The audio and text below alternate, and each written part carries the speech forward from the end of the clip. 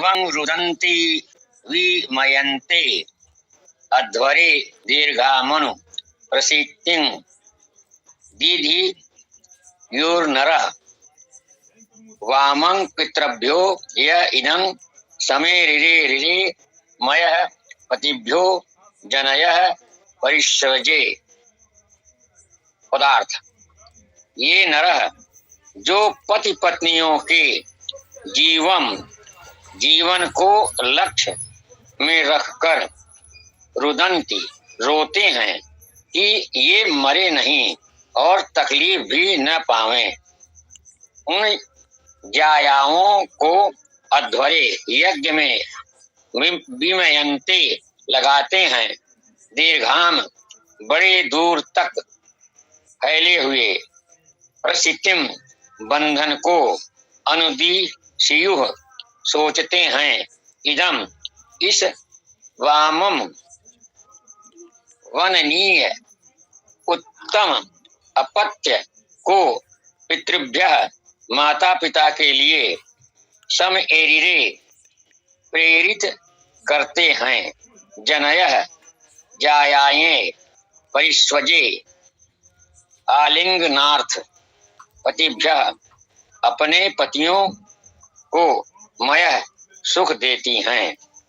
भावार्थ: जो पति जायाओं के जीवन को उद्देश्य में रख कर कि यह दुखी व मृत न होवें, उन पत्नियों को यज्ञ में बैठाते हैं, दूर तक फैले हुए संतति के नियम को सोचते हैं, उत्पन्न सुंदर संतान को माता पिता को देते हैं और जायाएं अपने पति को परिस्वजन से सुखी करती हैं।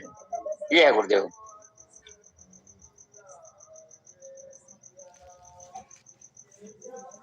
जी हरीश जी आ गए हैं। मंत्र भी पीसी सिंह जी ने पढ़ा तो है, आप अपना इसमें आगे अर्थ आदि प्रस्तुत करें जैसा भी उचित समझें। स्वामी जी नमस्ते, सभी साथियों से नमस्ते। थोड़ा देर हो गया क्योंकि हम लोग का पानी आने में गड़बड़ हो रही थी। तो ये मंत्र था अपना 10वां ऋग्वेद मंडल 10 सूक्त 40। जीवं रुदन्ति विमयन्ते अध्वरे दीर्घामनु प्रसिद्धिं दीधि योर्नरः वामं पितृभ्यो य इदं समे ऋरे मयः पतिभ्यो जनयः परिभ्यजे। जीवन तो जी के लिए होगा। जीवन रुदन्ति पुत्र प्राप्ति के लिए करुण भाव से प्रार्थना करते हैं, यह जीव के लिए या जीव जो लोग रोते हैं। मयन्ते और प्रतिज्ञा वचन कहते हैं, मयन्ते मतलब जो मान्यताएं मानते हैं। अध्वरे अंशक, दीर्घामनु दीर्घम अनु जो दीर्घ को अनुसरण करते हैं, दीर्घम अनु प्रसिद्धिं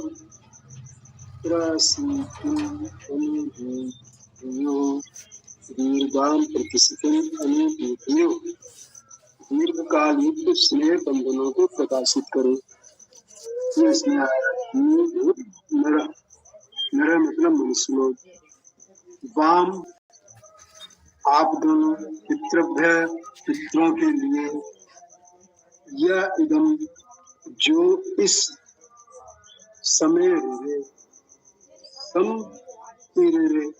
सम्यक रूप से जो प्रेरित करे, नया मुझको, पतिभ्यो पति के लिए, जनया परिध्वजे, जनय मतलब जो जन्मदाता है, पत्नियां स्त्रियां पुरुष जो भी हो सकते हैं, परिध्वजे अपने पतियों के लिए सुख प्राप्त कराती और स्वयं भी उनसे सुख प्राप्त करती। तो इस मंत्र में ये कहा जा रहा है कि जो संतान की प्राप्ति के लिए मान्यता करते हैं, अहिंसा यज्ञ करते हैं, हवन करते हैं, दीर्घता से दीर्घकाल युक्त होकर के अनुकूलता से प्रसिद्धिम स्नेह बंधनों को प्रकाशित करते हुए वे मनुष्य आप दोनों अपने माता पिताओं के लिए यहाँ इस प्रकार समान प्रकार से प्रेरित करते हुए जैसे स्त्रियां अपने पतियों के लिए सुखकारी होते हैं वैसा व्यवहार करें, ये कहा गया है। इसका भावार्थ इस तरह से दिया है पुस्तक में, गृहस्थ को स्वीकार करने वाले स्त्री पुरुषों को जीवन पर्यंत आपस में स्नेह बंधन में बंधे रहने का सुख संकल्प ग्रहण करना चाहिए और उसका पालन भी करना चाहिए। गृहस्थी जनों को सुसंतान को जन्म देने की आकांक्षा रखनी चाहिए। अब इसका जो है अर्थ पढ़ते हैं व्याकरणाचार्य गंगा प्रसाद राय शर्मा जी का, जो उन्होंने सायण के अर्थ से लिया हुआ है। जो लोग अपनी पत्नी को वियोग में रोते हैं, पत्नियों को यज्ञ में अपने समीप बैठाते हैं और उनसे संतान उत्पन्न करके उन्हें पितृ यज्ञ में प्रेरित करते हैं, उनकी स्त्रियां उन्हें सुख के साथ साथ उनका आलिंगन करती हुई सुखी बनाती है। ये इस तरह से इसका अर्थ है। धन्यवाद।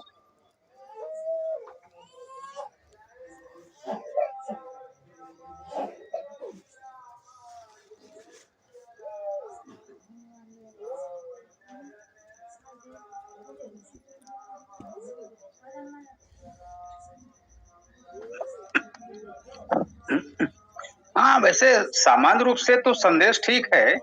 अध्वर शब्द आया है, अध्वर का अर्थ अहिंसा आपने ठीक किया है, और संभवतः वहां इस अध्वर को कोई यज्ञ कर्मकांड कुछ भी लिख दिया गया होगा। अब वही है कि मन में कुछ है उस तरह की भावना तो कहीं व्यक्त हो गई। अध्वर का अर्थ अहिंसा है, अहिंसक है, वो ठीक है। और कुछ विशेष बात हो तो बताएं, कुल मिलाकर ठीक ही है।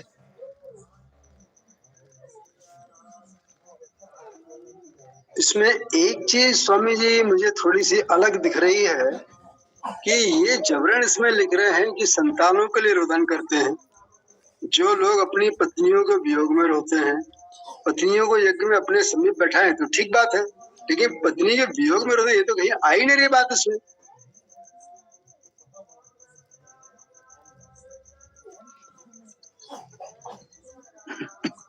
भैया ये बाबागिरी है, जो कहीं न कहीं परिवार से त्रस्त होकर बाबा जी बन गए, सन्यासी हो गए, घर बार छोड़कर भाग निकले। वो भगोड़े लोगों के मन में ये बैठा हुआ है, तो वो उसी रूप में पत्नी पीड़न रुदन कर रहे हैं। वही कहा ना कि जो अपनी ओर से मिलावट है उसको तो हटाना पड़ेगा। तो पत्नी पुत्र और किसके लिए कौन क्या रोगा रहा है, ऐसी बात तो नहीं। रुद्र रुदन ते रुदन आता है, तो रुदन करते हैं करुणा में, किसी के दुख में या क्या है, तो हिसाब से देख सकते हैं। ऐसी कोई बात नहीं है। तो जोड़ा है उसको हटा के इसका अर्थ आप पढ़िए, बिल्कुल सही आ जाएगा। क्योंकि यहाँ जो शब्द आया जीवम रुदंती, मतलब जीव के लिए जो रोते हैं, ये बात भी ठीक है। और किसके लिए? विमयन्ते, मतलब मान्यता करते हैं। अहिंसक यज्ञों में दीर्घायु और अनुसरण करते हुए दीर्घायु की कामना करते हैं। तो बात प्रसिद्धि, ये बात तो समझ में आती है, लेकिन ये तो एकदम बिल्कुल अलग ही लगे कि वियोग में रोते हैं या गृहस्थ को स्वीकार करके स्त्री पुरुषों को जीवन पर्यंत आपस में स्नेह बंधन में बंधे रहने का सुसंकल्प ग्रहण करना चाहिए। ये इतना सारा अलर्ग भर डाला इसमें दोनों में, चाहे वो अपना आर्य समाज वाला नीचे भावार्थ में कहा हो या फिर इसमें व्याकरणाचार्य जी का कहा हो। ये वो तो हमने कहा ही, ये भावार्थ में तो उनके अपने विचार ही होते हैं, उसका तो मंत्र से कोई संबंध नहीं होता। जो मंत्र का शाब्दिक अर्थ है, जैसे अध्वर का है अर्थ अहिंसा है, ठीक है। अब अहिंसा के साथ वो कुछ और जोड़ें, अहिंसक यजन कह दें, या अहिंसा हटा के केवल अध्वर का अर्थ ही यजन कर देते हैं लोग, तो समस्या आएगी ही आएगी। अध्वर का अर्थ अहिंसा है तो है ना। कह सकते हैं जब आप अहिंसा भाव से रहेंगे, परिवार में हैं, तो फिर हिंसा की भावना न हो, तो उससे निश्चित रूप से एक दूसरे से संबंध बने रहें और सुख आनंद की प्राप्ति हो, कुछ तरह का संदेश जो इस मंत्र ने दिया है, उतनी बात तो ठीक है।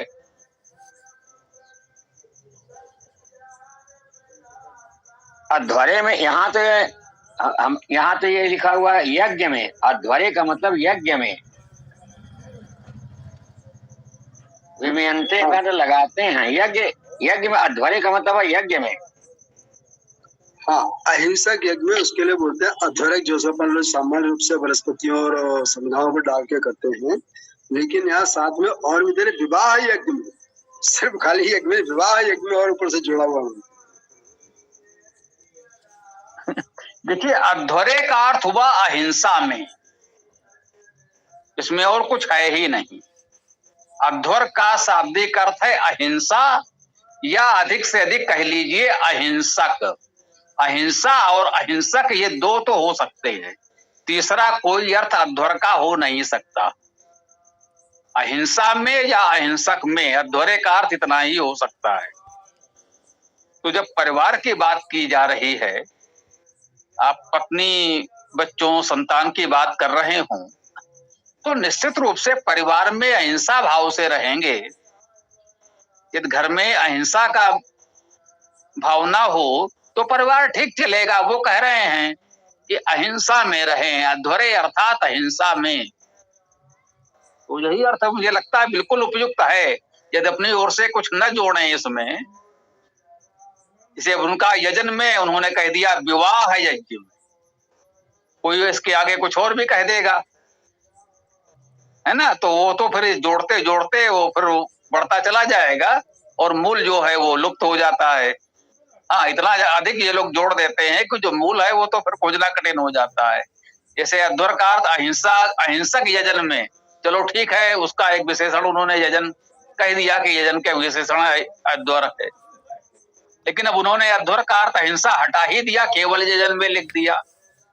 फिर वो यजन का अर्थ मान लेंगे कि भाई जो विवाह का है वही यजन है, तो कह देंगे विवाह में। तो ये तो अनर्थ करना हो गया ना। अध्वर्य अर्थात अहिंसा में या अहिंसक में, इतना ही माने।